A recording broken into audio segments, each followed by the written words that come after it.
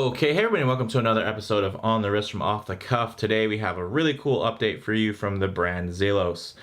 They were founded back in 2014. They are a microbrand startup with a really unique overbuilt design aesthetic, which has really been refined in this particular model and this lineup here. Most of their watches are quite oversized and definitely key in on the overbuilt aesthetic. Here you're seeing Zelos use a little bit more finesse and really try to refine down and distill some of those really tool diver aesthetics into giving you something that's a bit more versatile and I think is a real looker, especially in this particular color variant, which has amazing color play that I'm very, very fond of. Now, this particular type of watch is a dive watch. Now, some key common characteristics and design language. When you're looking at a dive watch, you're going to want something that is water resistant through some type of screw down crown, something tough, legible, with a dive time bezel, and of course a diver's extension if on bracelet. Now, this particular model is the Mako Diver, and this is the second edition here, which does have an optional stainless steel bracelet and also a couple of new color palettes, this being one of them with that kind of gray, teal, and black setup. It still has all of the great specs from before, but also with a slightly sized up crown, which I found the last crown not to be too small, but I think this one is really a perfect improvement on it. I think aesthetically it looks a bit better with a larger crown, but also it definitely is a much easier to set. So with that said, let's go ahead and take a closer look. Okay. Now, a bit of a reminder about the Zelos Mako. It's pretty much named after the Mako shark, which is the fastest shark in the world. It is smaller and, of course, more streamlined, which tie into this because this is Zelos' smallest diver yet. And by no means is it what I consider this a small, kind of mid-sized watch. It does actually have the visual presence of one, but on the wrist, it actually feels just about perfect, especially at the 40mm diameter. But it does have a lot of tricks that it uses to really shrink down that mass visually. But on the wrist, it feels super substantial and feels really right at home, which is really nice. So you're kind of getting the best of both worlds. If you want that kind of perfect fit type watch, I think this definitely has a lot to offer for you. Now, it does have a 13.5mm height, which is just about kind of par for the course when you're looking at, at some modern divers today. I wouldn't call that super thick. I wouldn't call it super thin. It is just right there, kind of where it should be. One of the things you will find is a really short lug to lug length at just 46mm, which means this is going to wear extremely well and really place itself more on the center of your wrist versus draping out to the edges. So if you have a rounder wrist, this will definitely fit you really well. If you have a flatter wrist, it's definitely going to have a little bit more of an appeal in that if you're looking for that kind of more classically sized, you're not looking for something oversized, you're looking for something that's the right size, that could be it for you. And honestly, if you have a probably 7.5 or larger, you might consider this a smaller watch. Because of the visual way that it plays, it's definitely probably one of the smaller wearing 40mm watches that are out there, which is great if you have a smaller wrist, but if you have a larger wrist, maybe you should be sticking to the regular Zelos models that are quite larger in comparison. Now, it does have that great crystal which is carried over from the last release, which is 2.5mm thick. It is double domed, which is nice. So it does have very clear legibility there as far as distortion or the lack thereof. It has a bit of a box dome nature to it. As you can see there at the edges, it's not chamfered, it's kind of rounded, but it does kind of continue here. It's not completely flat on top, but a really nice look, definitely on trend for what you're going to see without being too purposefully trendy looking. It actually just looks like it flows with the design of the case, which is really, really nice. Now, the bezel action for me is actually improved. I don't know if it's just this particular model or if it's if they did anything to change it, but it's just a lot smoother. Still nice and notchy and, lets me know where each click is, but it just moves with such ease, even with these gloves. It just is very smooth. So for me, that's a bit of an improvement. It's smooth without feeling loose, which is great. So it does have a very precise feel, but definitely more refined now in this second outing. So again, I don't know if that's just something that's going to vary unit to unit, or if that's something that was improved and kind of their version 2 look at this particular model. Now, as you can see there, it does have this great brushed ceramic insert, which is nice and matte, and you just see so many different textures playing there. Of course, you have that dial, which is absolutely gorgeous, but then you have some great matte finishing, and then you have some high polished bevels there, really, really nicely done. Again, this is what you want to find in the modern micro brand diver, is everybody stepping up their game. So it's a bit silly to buy something that is just fully brushed and just kind of where they're saving money in so many ways on finishing, but they're not actually passing any of that savings down to you. So there are watches that are from other established micros that have been around forever that are just fully brushed, very simplistic. But here, I mean, even the bevels on these links are just gorgeous. Look at that. Nice full bevels to really give you that feeling of quality. There's nothing that's going to snag or grab. Everything is just really nice and refined. So really, really quite impressive from that standpoint. And then, of course, the crown, as you can see, is a bit larger, and you can see that they did cut away a bit there into that kind of case integrated crown guard on the one side, so if something's swiping by, it's actually going to hit it high enough to where it's not going to take it out, which is really nice. And honestly, on this end, you know, what are the odds that you're going to stick your wrist into something and it's going to come back on that?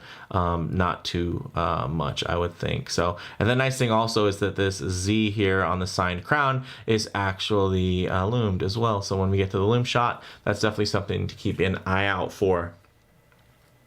Now, this really comes down to this dial. Really gorgeous. It has that beautiful 3D texture. It's reflective. It has applied indices, you know, even extra applied indices there, as you can see at the 12, 3, and 9 o'clock. So there's just a lot going on this dial, but I think it's quite cohesive. And it has all these extra tracks there. You can see down to, you know, really fractions of a second, but you also have the minutes, and then you have the bezel, which is fully loomed too. So when this thing is loomed in the dark, this actually puts on quite a nice light show. But I think really my favorite part about this watch is how it looks in the day, just because of these really great color options. And I gotta say, I'm very, very impressed that they had kind of the savvy nature to go out and put together such a gorgeous color combo here. I gotta say, this is my favorite of the kind of new batch that are out there.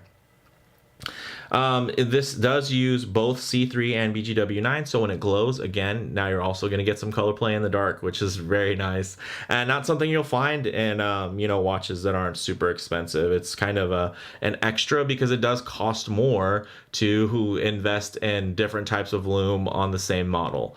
It's much easier and cheaper to kind of have everything match. So to actually plan out a little bit of color play, use BGW9 in some places and C3 in others. That's something that does take a bit more effort and just adds to kind of all the tricks that are in the bags that micro brands are bringing out today. So really nice. You cannot see it, but you can see that this does have a really nice case back, but it does house a very standard Sellita SW200 movement in there. Nothing crazy.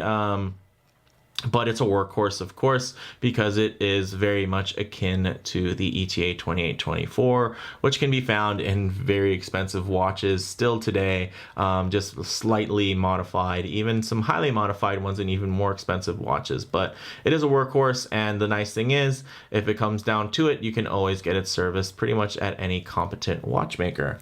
So this is water resistant to 500 meters, which is quite good, and of course more than you'll ever need, but it's part of why this thing packs a punch, right? That's the kind of the currency of dive watches. How deep does it go?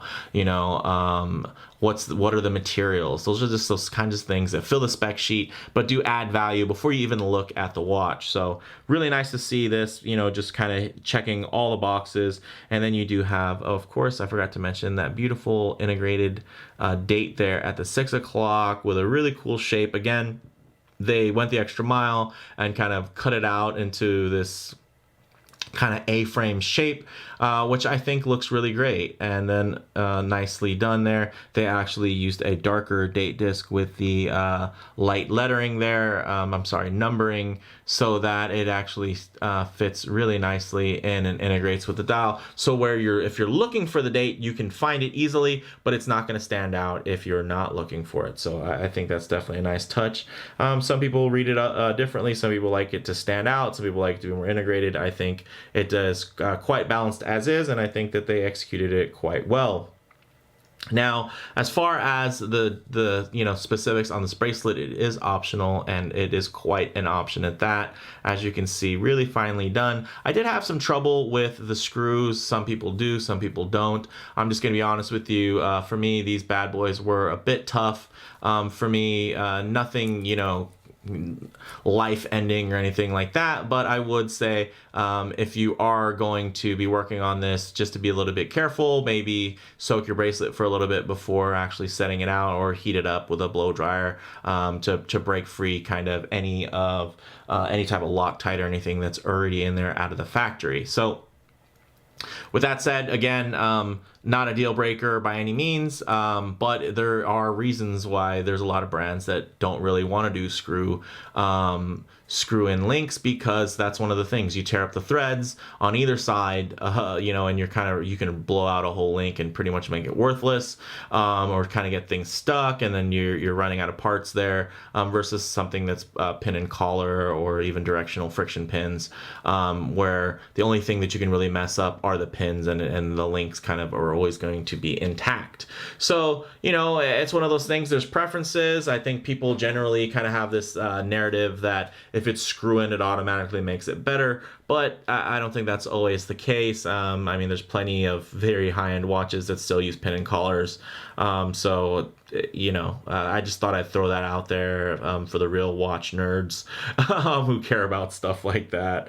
And one of the things I really like is that this bracelet tapers down, and it's a really nice subtle taper, because this is only 20 millimeters at the lugs. It comes down to 18, but then it comes to this very nice modern ratcheting clasp, which does have some micro adjusts. Truth be told, not every hole is very useful. Honestly, it's really just the first hole, and then the second hole, you really have to play with the way that the angle that you put it in at, because of kind of the backing and all the parts and the guts that are inside of the clasp, as far as getting this piece here to kind of butt up nice and flat to everything that's back there. So I think in the future, if they're going to refine this, I would definitely kind of, instead of it being this big kind of blunt flat end there, I probably would have made it a little bit rounder or a little bit thinner, just so you can really maximize the use in those micro adjust holes, because it's nice to have them there, especially because you don't always see that with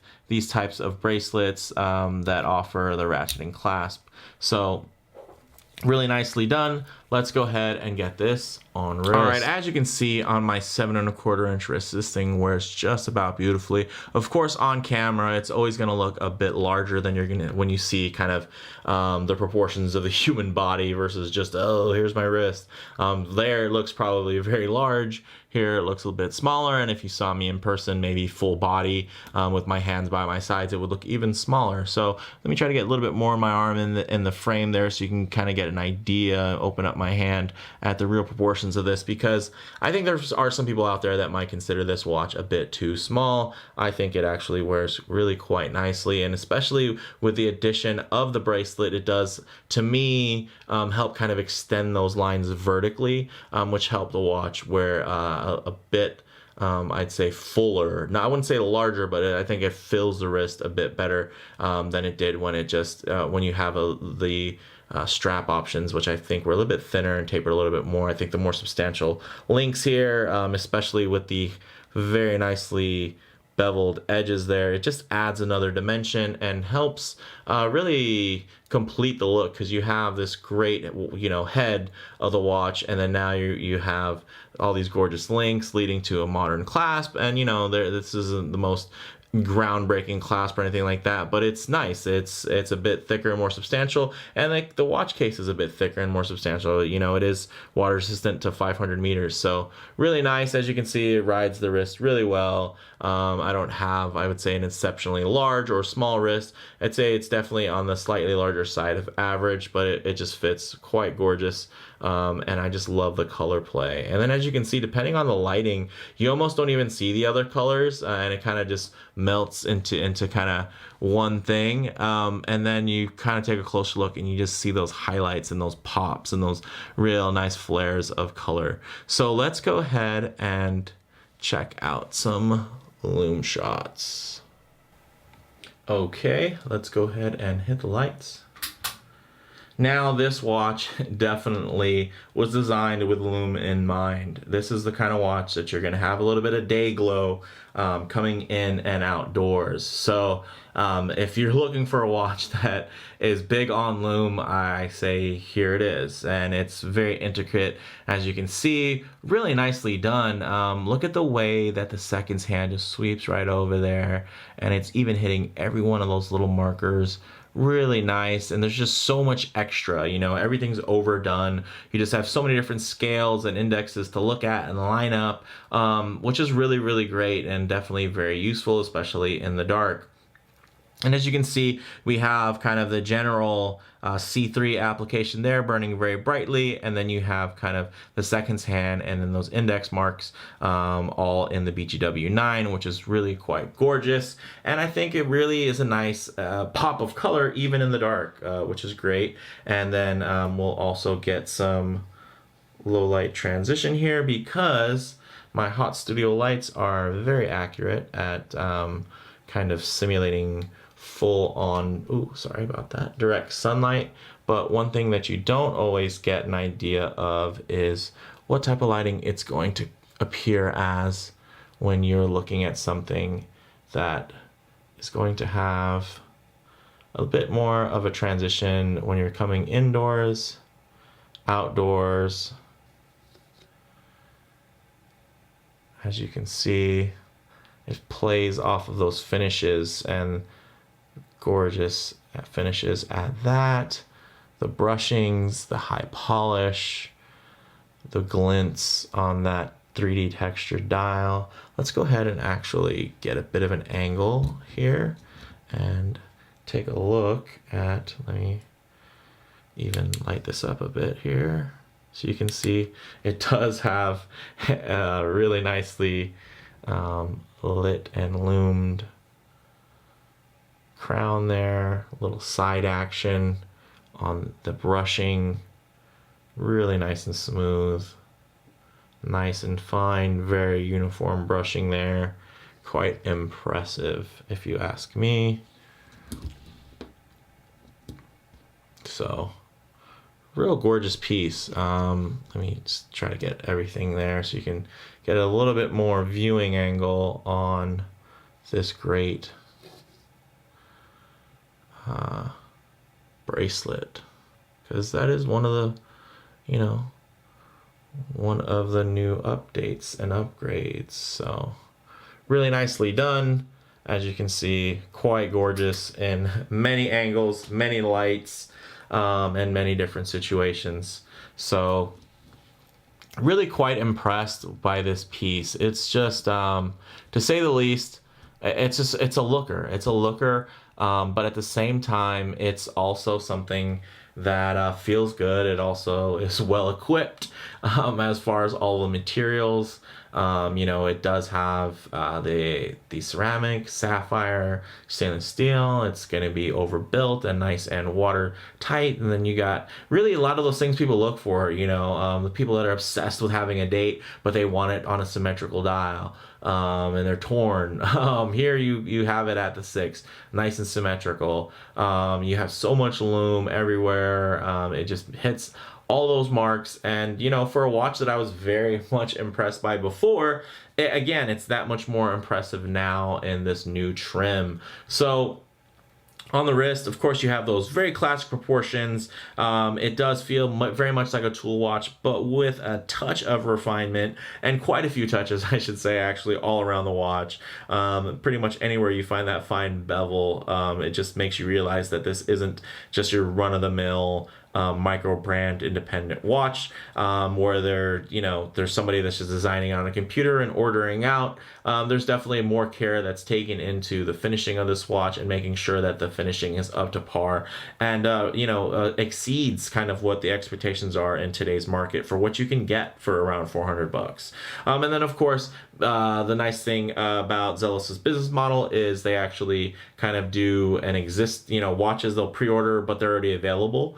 And basically they kind of increase the price the more people buy it, and they're always kind of open to saving you money and really getting their watches on wrist because they kind of know, they believe in their product. They know that once you have it, you're probably going to want more, and I think that's definitely the case here. So some comparable models, I would say, this really competes with some more I'd say Swiss brands that are more independent and mainstream, but at the same time, I'd say it probably most reminds me again still of kind of the Squall 50 Atmos. And don't come in and murder me for calling it Squall. I'm not Italian, so I'm not going to accent Squall to Squale. But I totally could understand why an average everyday American would be like, oh, this was actually pronounced Squale. And just be so passionate about it. Okay, internet tough guy, warrior, go back. I understand there are in Germany, BMW is actually BMW, but guess what? You're not going to call it that because you're in America. So let's not worry about the pronunciation on every little name. But anyway, so this does remind me of a 50 Atmos a bit, and of course the crown position and then the capabilities. But I think this really just outdoes it and modernizes the Squall in pretty much every way. So plus points on that, and I don't think the Squall is a bad watch. If they actually had like a legitimate bracelet option, not a mesh, I would probably already own one by now. And just to say that I've really no ill will towards the brand like some other channels do or reviewers do. I think they're a fine watch, just not necessarily for me. So it's kind of a modern take on, I would say, on that kind of on that blueprint, of course, but you have more premium and modern finishes there and touches, and you have the ceramic. So they're definitely not relying as much on the vintage and retro aesthetic as Squall does, or Squale for the fancy viewers. So I'd say bottom line, you're getting a lot of watch for the money, and that is what you're looking for when you're buying an independent brand watch. You're looking for bang per buck. You found that here if you're looking at the Zelos, and if you're getting those kind of launch and early bird pricing, I mean, you really can't argue with getting a watch like this under $400. So with that said, let me know what you guys think in the comments below. If you liked the video, please do hit like, and if you haven't already, please subscribe for more content just like this. Thanks, guys.